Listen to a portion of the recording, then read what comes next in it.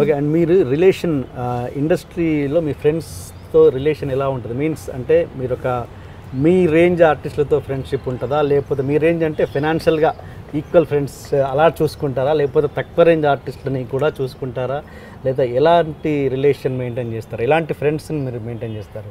బేసిక్గా life style ఒకేలాగా ఉండే ఫ్రెండ్సా, లేకపోతే ఫైనాన్షియల్ స్టేటస్ ఒకేలా ఉండే ఫ్రెండ్సా, లేదా టాలెంట్ పరంగా ఒకేలా ఉండే ఫ్రెండ్సా? ఎవరిని చూస్ చేసుకుంటారు? అంటే నేను అందరితోని మాట్లాడేస్తాను సార్, నాకు తెలియని వాళ్ళని కూడా పలకరించేస్తాను. సో అలా ఉంటుంది. నాకు కింద వాళ్ళతో ఇంకెక్కువ మాట్లాడతా. జూనియర్ ఆర్టిస్ట్తో కూడా మీరు క్లోజ్గా ఉంటారు? చాలా క్లోజ్గా ఉంటాను. దాన్ని నడుమే కొడతాను, ఇలా చేసుకుని దాన్ని ఇలా తీసుకెళ్తాను. వాళ్ళందరూ నేను వెళ్ళగానే వాళ్ళందరూ వచ్చేస్తారు. నాకు జూనియర్ ఆర్టిస్ట్ సప్లరు, నేను చెన్నై వెళ్ళిన కొత్తలో పాపం ఆయన స్కూట్ మీద తీసుకెళ్ళి కంపెనీ ఆర్టిస్ట్గా నన్ను ఇంట్రడక్షన్ చేశారండి. అక్కడ యాక్ట్ చేసే జూనియర్ ఆర్టిస్టులు అందరూ నన్ను ప్రాణానికి ప్రాణంగా చూసుకునేవాళ్ళు. వాళ్ళు తినటం మానేసి నాకు తీసుకొచ్చి, అంటే నేను 14-13 ఇయర్స్లో ఇండస్ట్రీకి వెళ్ళిపోయాను సార్, చిన్నదాన్ని కదా. సో నేను వాళ్ళ దగ్గర పరిగెత్తుకుని వెళ్ళిపోయేవాళ్ళం, వాళ్ళ మానవాళ్ళు కదా అని చెప్పి. ఇంటి పక్కన సప్లరే ఉన్నాడు అంటే ఆయన కలవడానికి కొంతమంది జూనియర్ ఆర్టిస్టులు వస్తూ ఉంటారు, పొద్దున్నే ప్రోగ్రామ్ చెప్తూ ఉంటారు, వెళ్తూ ఉంటారు, ఇంటి ముందు ఆడుకుంటూ ఉంటాం కదా. సో వాళ్ళందరూ నాకు తెలుసు కదా. నేను షూటింగ్ వెళ్ళి ఆంటీ ఇలా వచ్చారు అని వెళ్ళిపోయేదాన్ని. అలా రాకూడదు, నువ్వు కంపెనీ ఆర్టిస్ట్ ఆడు కూర్చో చేసుకుని కూర్చో, చూడు విజయశాంతి ఎలా చేస్తుంది, ఆవిడ ఎలా చేస్తున్నారు, ఈవిడ ఎలా, అలా చూస్తూ ఉండాలి. ఇవన్నీ నేర్పించేవాళ్ళండి పాపం వాళ్ళు. నాకు ఇప్పటికీ రాలేదు అదే తింగరతనం, వెంటనే వెళ్ళిపోతా. అందుకని ఇష్టం. మొన్న ఒక హిందీ సినిమా చేస్తున్నాండి ప్రభుదేవాతో. ఆయన ఎవరైతే నన్ను పరిచయం చేశారో ఆవిడ చాలా సంవత్సరాలు, అంటే హైదరాబాద్ వచ్చిన తర్వాత ఇంకా ఆవిడ ఈ నెంబర్లు అన్నీ పోయినాయి. ఆయన చనిపోయారంటే ఇల్లు ఖాళీ చేశారు. నేను 2-3 సార్లు వాళ్ళ ఇంటికి వెళ్ళా, వాళ్ళు లేరు అక్కడ. లక్కీగా ఆ షూటింగ్లో ఆవిడ ఉంది. చిరిగిపోయిన చీరలు కట్టుకోవాలి మేము యాక్చువల్గా. ప్రభుదేవ రీసెంట్గా ఏంటది మూవీ, మన అభినేత్రి మూవీ అనమాట అండి. సో దాంట్లో ఒక ముసలావిని చూపించి, నాకు ఇట్లా కావాలమ్మా, చీర ఇంత చిరిగిపోయి అసలు ప్రాణం ఉండకూడదు చీరలోని, ఇది చాలా రిచ్గా ఉంది, నాకు వద్దు అన్నారు డైరెక్టర్ విజయ్ గారు. అవునా అని చెప్పేసాను. ఆవిడ చీర చూసాను, ఓకే సార్ అయితే మీ కాస్ట్యూమర్లు కొంచెం నేను ఆర్టిస్ట్ అని ఫీల్ అయ్యి మంచి మంచి చీరలు తెస్తున్నారు, నేను వెళ్ళి గుడంలో వెతుక్కుని తెచ్చుకుంటాను సార్ అని వెళ్ళిపోయాను. వెళ్ళిపోయి మళ్ళీ వచ్చిన తర్వాత అమ్మ ఈ జూనియర్ ఆర్టిస్టుల మధ్యలో కూర్చో అమ్మ అనేసి అన్నారు అనమాట. ఒక ఆవిడతో కూర్చున్నాను. కూర్చున్న తర్వాత ఆవిడ అరే అమ్మ మీరు ఫలానా కదా అంటే, అవునమ్మ అంటే, ఏమండి కుమారి అంటే ఏం చేస్తున్నారు, కుమారి అంటే ఎక్కడ ఉన్నారు అని అడిగితే, అదేంటి ఈవిడేగా కుమారి అంటే అన్నారు. నేను తిరిగి చూస్తే ఆవిడ చీరనే చూశాను. అంటే డైరెక్టర్ నాకు చెప్పినప్పుడు నాకు ఆ చీర మీద ఉంది తప్ప నేను ఫేస్ చూడలేదు. ఆవిడ కూడా ఎంత మర్యాదస్తులు, ఇంత నన్ను పెంచినప్పుడు పిల్ల ఏం చేస్తున్నావు, ఏమే కనపడలేదా, కళ్ళు రావా, ఏంటి పలకరించు అని అడిగేస్తారు ఎవరైనా. అయితే ఆవిడ ఒక్క మాట మాట్లాడలేదు సార్, అలాగే నుంచున్నారు. నేను చీర చూసేసాను, ఓకే ఇలాంటి చీర కావాలి, ఇలాంటి జాకెట్ కావాలి, ఓకే అంతే తప్ప నేను ఫేస్ చూడలే. వెళ్ళిపోయి గట్టిగా పట్టేసుకుని ఏడ్చేసాను అనమాట లొకేషన్లో. ఏడ్చి మళ్ళీ ఆవిడకి డబ్బులు చేతిలో పెట్టి చీర కొనుక్కో అని చెప్పి ఆవిడకి ఇచ్చాను. ఆ పక్కన ఉన్న జూనియర్ ఏమ్మా మీ ఆంటీకి ఇస్తావు మాకు ఇవ్వా అంటే మళ్ళీ ఆవిడకి తీసుకెళ్ళి ఇచ్చాను. చాలా హ్యాపీగా అనిపించింది ఆ రోజు. అందుకనే నాకు ఎస్పెషల్లీ జూనియర్ ఆర్టిస్టులు అంటే చాలా ఇష్టం. అందుకని అందరితో కలిసి తిరుగుతాను. అమ్మాయిలతో అయితే బీభత్సం, వాళ్ళు రాగానే వచ్చేస్తాను నేను. అంటే నేను సెట్లోకి వెళ్ళగానే వాళ్ళందరూ వచ్చేస్తారు నా దగ్గరికి, వచ్చేసి బాగా పలకరిస్తారు. అది కాకుండా ఆడవాళ్ళతో ఎక్కువ ఫ్రెండ్షిప్ చేయను సార్ నేను. అదే మగవాళ్ళైనా రేంజ్ అంటున్నాను. నాకు రేంజ్లతో పని లేదు. నాకు నచ్చితే రిక్షా వాళ్ళతో కూడా తిరిగేస్తూ ఉంటాను. ఆకలేస్తే గుడిసెలోకి కూడా వెళ్ళి అన్నం పెట్టమ్మా అని చెప్పి అడిగి తినేస్తాను. ఆ క్యారెక్టర్ అండి. నాకు డబ్బు ఉన్న వాళ్ళు డబ్బు లేని వాళ్ళు ఆ తేడా ఉండదు. అందుకే ఇండస్ట్రీలో నన్ను ఇంకా మెచ్చుకుంటున్నారు. ఇంకా ఇంతమంది కొత్త డైరెక్టర్లు వచ్చినా, ఇంతమంది కొత్త క్యారెక్టర్ ఆర్టిస్టులు వచ్చినా కూడా ఇంకా నాకు వేషాలు ఇస్తున్నారు, వెళ్తున్నాను అంటే దట్ ఈస్ ద రీజన్. నేను చాలా డౌన్ టు ఎర్త్ పర్సన్. ఎవరికైనా ప్రాబ్లం అంటూ వస్తే అర్ధరాత్రి అయినా ఫోన్ చేయండిరా నేను వస్తాను అని చెప్పే క్యారెక్టర్. అది నా కో ఆర్టిస్టులు, నా క్యారెక్టర్ ఆర్టిస్టులకైనా ఓకే, చిన్న క్యారెక్టర్ ఆర్టిస్టులైనా ఓకే. అసలు చాలా ఫ్రెండ్లీగా ఉంటాను. ఇండస్ట్రీలో బెస్ట్ ఫ్రెండ్స్ ఎవరు? ఫస్ట్ సురేఖవాణి అండి. ఇప్పుడు కంటిన్యూ అవుతున్నది అనితతో.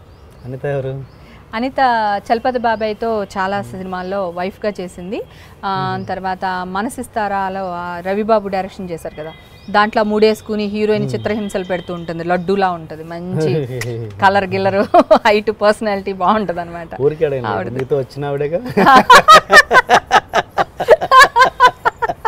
అవును ఆవిడే. ఒక్కసారి ఆడియన్స్ చూపిద్దాం రండి, జస్ట్ ఫేస్ చూపించి వెళ్ళండి, వాళ్ళకి పాపం తెలియాలి కదా ఆడియన్స్కి. సరే ఓకే, అట్లా ఓకే. ఇంకేం అడుగుతున్నాను, ఓకే సురేఖ గారితో ఇప్పుడు ఎలా ఉంది రిలేషన్? కానీ మీ సురేఖ తనతో కూడా ఏదో చిన్న గ్యాప్ వచ్చిందని విన్నా నేను, అంటే మీరు నాకు ఎవరో చెప్పారు. గ్యాప్ అంటే అండి ఇద్దరు ఆడవాళ్ళతో నేను అందుకే స్నేహం చేయను. ఎందుకనో ఆ అమ్మాయి కంపెనీ నచ్చింది నాకు, సురేఖ వాణి కంపెనీ నచ్చింది నాకు. తనుంటే నేను హ్యాపీగా ఉంటున్నాను.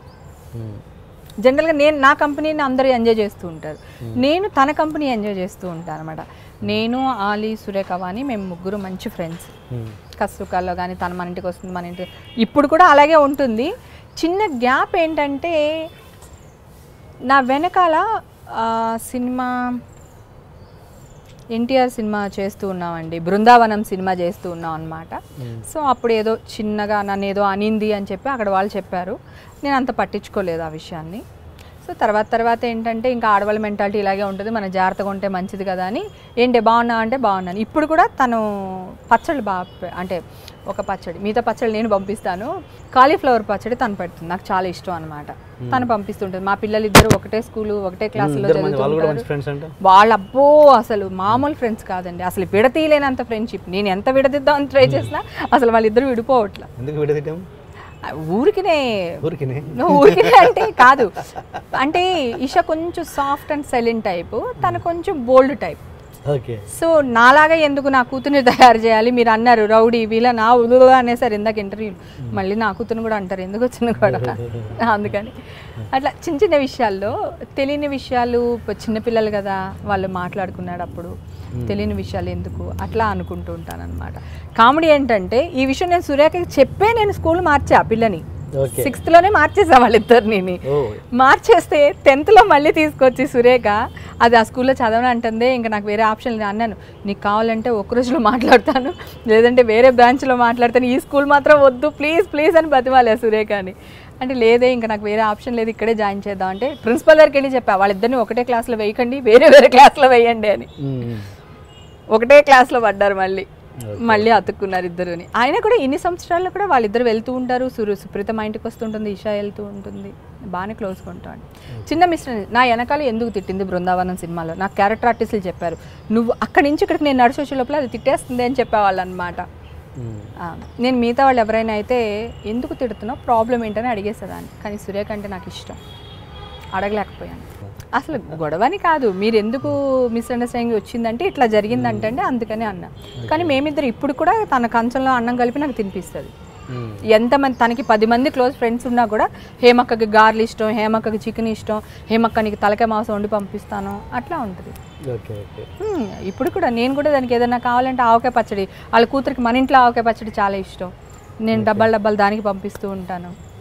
మేమిద్దరం అంటే నా మనసులో నేను బాధపడ్డాను, ఇన్ని రోజులు తెలియలేదు, మీకు ఎవరో చెప్పారు అని మీరు అడిగితే క్లారిటీ ఇచ్చాను, అంతే, ఇంకేం లేదు. అది మేమిద్దరం ఎప్పటికీ బెస్ట్ ఫ్రెండ్స్. మీరు ఆల్రెడీ ఎస్టాబ్లిష్డ్ ఆర్టిస్టులు వాళ్ళ డౌన్ఫాల్ని కూడా చూసుంటారు కదా, మీ టైంలో పీక్ చూసి మీ కళ్ళ ముందే డౌన్ఫాల్ అయిన ఆర్టిస్ట్ ఎంతమంది చూసుంటారు, వాళ్ళ నుంచి మీరు ఏం నేర్చుకున్నారు, ఎలా జాగ్రత్త పడతారు? ఎవరిని నమ్మకూడదు, మందు తాగకూడదు, డ్రింక్ అనేది అసలు టచ్ చేయకూడదు, ఎవరిని నమ్మకూడదు. ఎవరు నమ్మకూడదు అంటే నేనేమంటున్నానంటే ఇప్పుడు మన దగ్గర వస్తారు, హేమగారు మీరు అసలు సూపర్ అండి, అదండి ఇదండి, ఏదో ప్రాబ్లమ్స్లో ఉన్నాను, కొంచెం ఒక 5 లక్షలు 6 లక్షలు ఇవ్వండి అని ఎవరైనా అడిగారు అనుకోండి, ఒక క్లోజ్ ఫ్రెండ్, మనం ఇచ్చామనుకోండి, అవి తిరిగి రావు. ఇప్పుడు సావిత్రి గారు మన సావిత్రి గారు బయోపిక్లో కూడా మనం చాలా చూసాం, పాపం ఆవిడ ఎంతో సహాయం చేశారు అందరికీ, ఆవిడ ఆ పరిస్థితులు ఉండి కూడా సహాయం చేశారు, కానీ కడికి పేరేమొచ్చిందండి. సో ఇట్లా మందు తాగేసింది, ఇట్లా అయిపోయింది, మొత్తం డబ్బు కేర్లెస్గా ఖర్చు పెట్టేసింది, ఇట్లా మాట్లాడుతున్నారు కదా.